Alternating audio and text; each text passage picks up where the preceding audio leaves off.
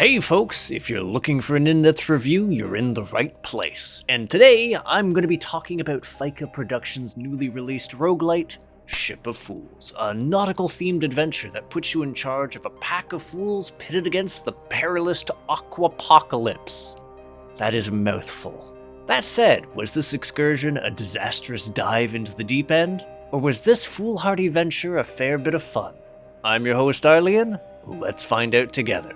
The aquapocalypse is ruthless, an endless, ever-expanding storm which seems to consume the seas, scuttling ships and casting their crews into the merciless waves. And yet there are those favored by fortune, given that you and your potential friend find yourselves washed up on the shore of the Great Lighthouse, one of the last and largest bastions of land in a flooded world.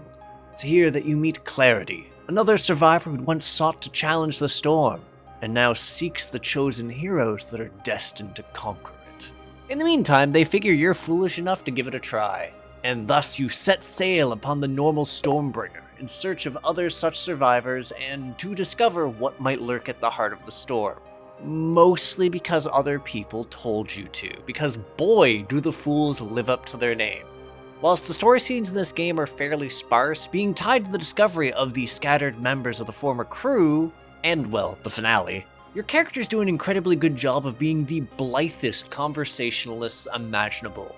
They are, in fact, so vacuous that every dramatic moment or bit of doom and gloom or even exposition becomes absolutely hilarious and left me regretting that there really weren't more story moments. Because while you can talk to those survivors in town, they don't seem to have much in the way of dialogue, no deep conversation trees to pursue. That said, the most painful narrative revelation came at the ending, when I reached a rather distinct cliffhanger, a promise for something more that would tie into the post-game, and then promptly found out through a bit of snooping that said post-game story elements weren't actually implemented in the game yet. There is a roadmap being released soon? But right now, Ship of Fools' story isn't quite complete, peaking at a rather perilous plot point and left to peter out as we await more updates. Which begs the question, are the mechanics enough to stave you over in the meantime? Well, as far as roguelite experiences go, this title does provide a few things that make it fairly distinct.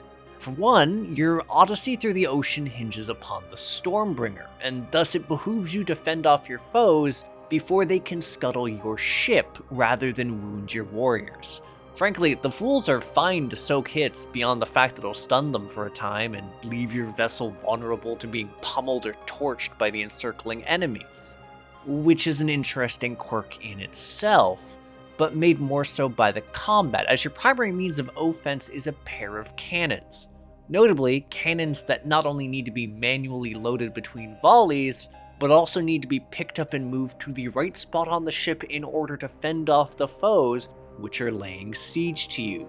And this can be a bit tricky in pitched battles, because there are times where you will find yourself assailed by some fairly relentless enemy spawns, forcing you to run back and forth across the deck, which can be a major mess in co-op when you're both trying to get to the same spot, and then further complicated by the fact that you can panic and pick up your ammo generator. This happened a fair bit, and it also gets a little bit worse because there are additional ammo types you can find, so picking these things up can be sort of a mess. Which, speaking of ammo generators, they actually do provide some interesting nuance to the game, because beyond the default one, you can find a decent range of items, from ricocheting shots to applying status effects, which is then further compounded by the fact that certain effects can combine, like oil, which amplifies damage, and fire, which, well, burns. It's definitely neat stuff, at least until I fucked things up and accidentally hurled the ammo generator off the ship. Don't judge me, it only happened once, but oh boy was that a problem. That said, the game's at least kind enough to spawn seagulls that you can stuff into your cannons to try and salvage the situation. I shit you not, you can do this. And you're not just limited to seagulls either. You can also stuff the planks that you'd normally use to repair the ship into them, the shields that would act as bonus health, the sand dollars that you need to use merchants, Hell, you can even stuff chests that you received as a reward for clearing areas into a cannon. That's right, the ones that promise useful resources and possible trinkets and artifacts can be stuffed down the barrel of a cannon and then fired at enemies, if you're feeling especially foolish or just like to maniacally troll your friend. You also have the option, though, of paddling, though it's less of an option and more of an inevitability. See, you'll find yourself boarded occasionally. It is going to happen, and the paddle is basically your only means of actually fending off enemies once they're on the ship. You can kill them by actually hitting them or knock them over the edge. You can also pry enemies loose from the sides and even put out fires or reflect shots with the paddle. So learn to love it, or else. But here's the thing, while all these mechanics work rather well in co-op, it isn't quite as smooth sailing when you're on your lonesome, and that's because the game doesn't actually seem to change its balancing depending on how many players there are. Even alone, enemies will swarm your ship, and your lacking movement speed will be put to the test when things decide to attack both ends of it simultaneously, coat the deck in fire, or simply spawn waves of pufferfish you might be ill-equipped to pop before they just scuttle the ship instantly. Especially since they're just as tanky as normal, and your companion in single player is reduced to an autocannon, though auto might be a bit of a misnomer since the thing fires so goddamn slowly. Which is then made worse since you still have to take the time to move it around and reload it, all while juggling the rest of your tasks. And this insult is driven further home by the fact that it can't help you while you're being boarded or even shoot enemies directly to the left or right side of the screen. But that's not even the deadliest sin.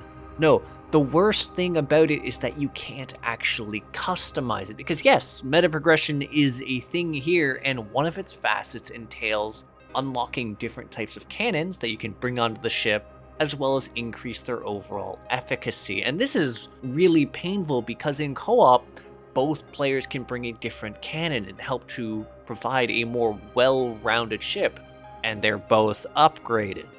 Whereas in here, yeah, no. Really, the only major upswing I could actually think of insofar as going through single player was the fact that it enabled you to make especially greedy builds insofar as the trinkets. Which, right, let's talk about the fools, their trinkets, their fortunes, and the random bits that make this a roguelite, shall we? Simply put, when you're not diving headlong into battle, you'll be sailing in search of resources so that you'll be prepared for the bosses. Now, this sort of pathfinding in and of itself isn't all that uncommon in roguelites, but what Ship of Fools does is add an additional tactical consideration, as every 3 moves you make coaxes the storm into rolling forward, consuming any tile it rolls over, and drawing the confrontation with the boss closer.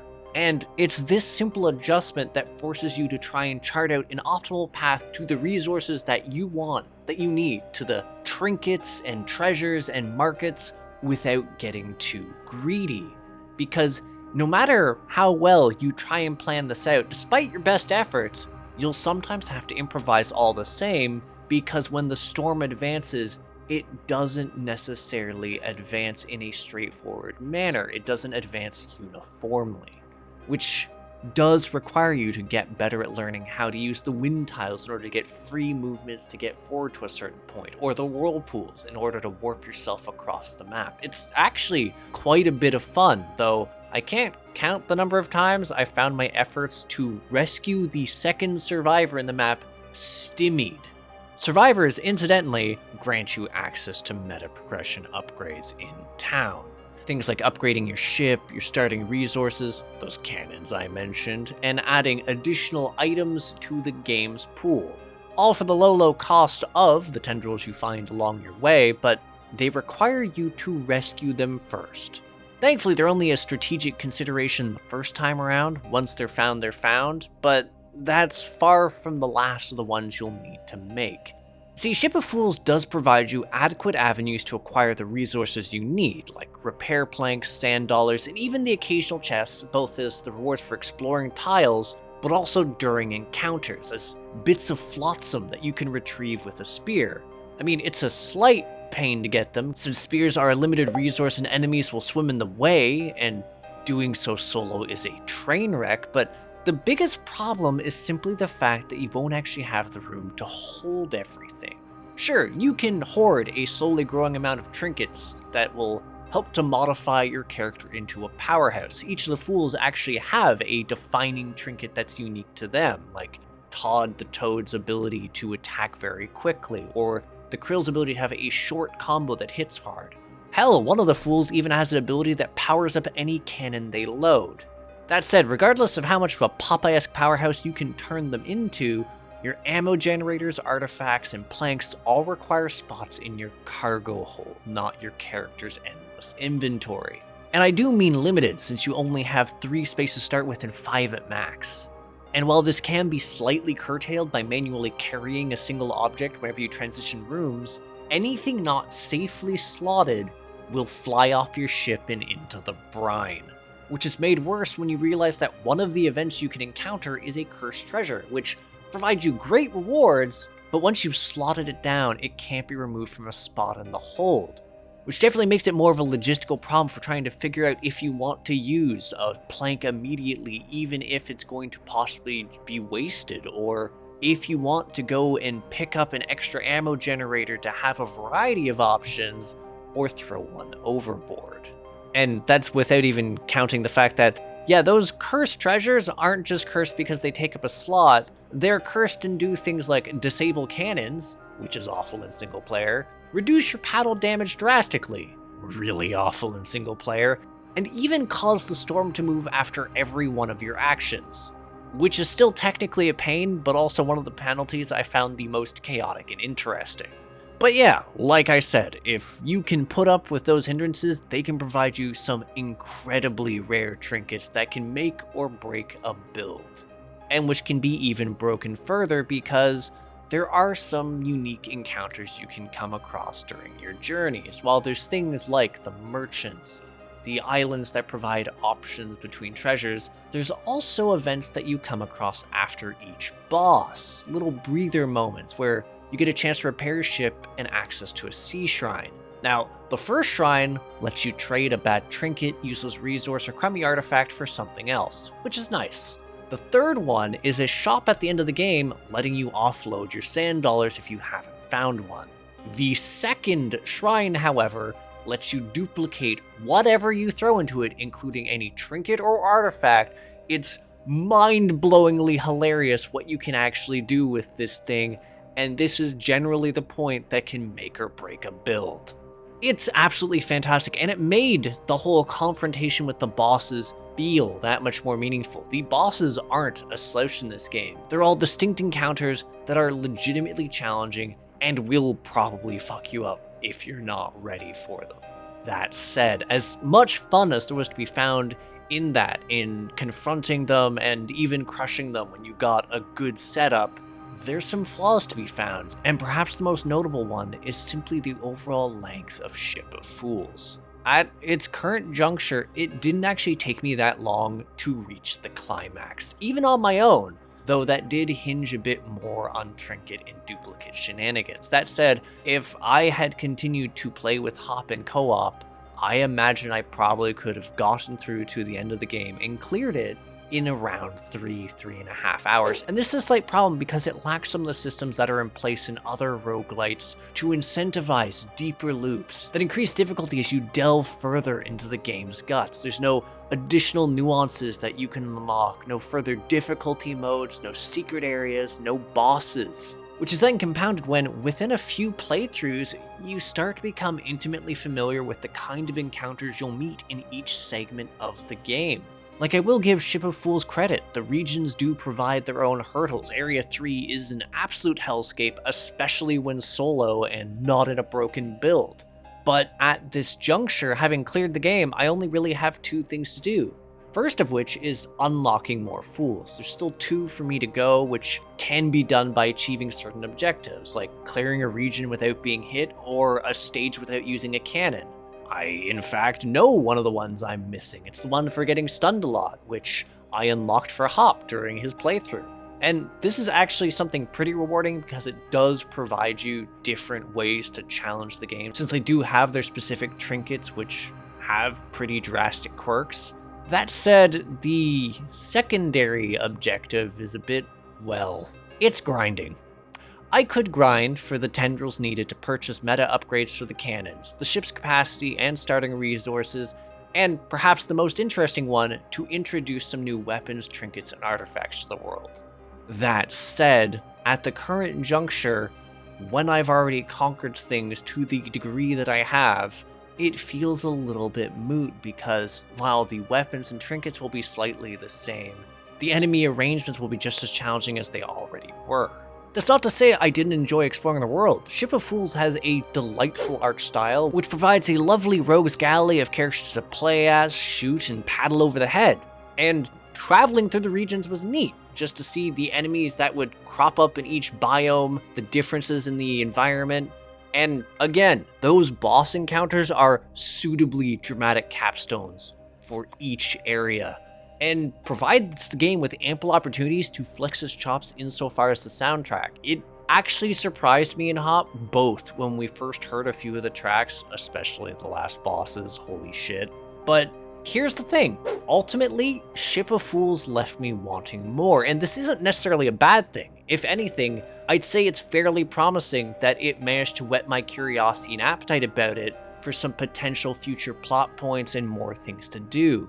But it's a bit unfortunate that these elements aren't currently implemented. Yes, the developers have stated in a few places that there's an upcoming roadmap and content still being worked on, but at the current moment, this left my victory feeling a little bit hollow. What's more, despite the fact that I thoroughly enjoyed this game as a co-op experience with Hop, I did gloss over a rather specific issue.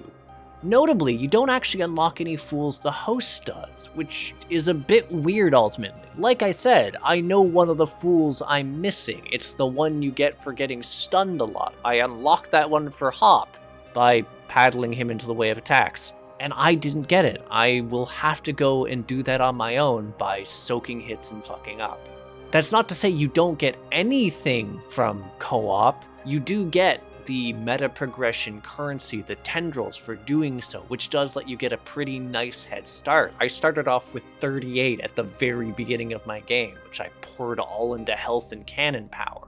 But yeah, it's actually for that reason and Hop's busy schedule that I ended up proceeding to spend a lengthy afternoon practicing the game solo just to unlock all those characters, and why I ultimately wound up coming to the conclusion that I have, which is this. I think Ship of Fools is a terrific co-op game.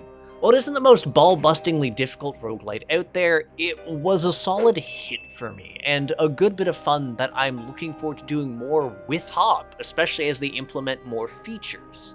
That said, as a single-player experience, I was a lot more frustrated by it, to the point that the game fumbles its delivery, often leaning more into frustration than fun, or hinging on me expressly rummaging through broken combinations to do what a pair of players working in tandem could do in the exact same situation while acting suboptimally. And it also made the lack of further replayability insofar as like additional challenges to be found a bit more noticeable, because I didn't have someone else to bounce off of. So yeah, that's my 2 cents.